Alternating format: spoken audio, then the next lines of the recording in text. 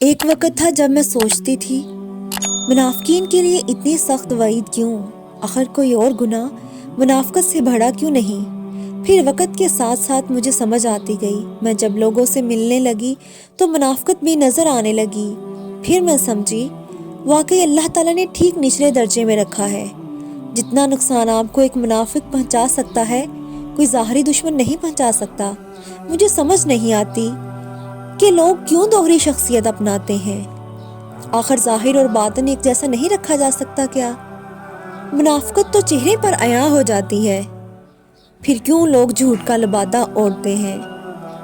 بلکہ یوں کہنا درست ہوگا کہ سر سے پاؤں تک جھوٹ کی تصویر بن جاتے ہیں۔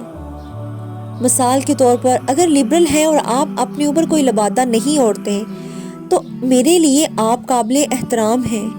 کم از کم آپ خود کو وہ ظاہر نہیں کرتے جو آپ نہیں ہیں۔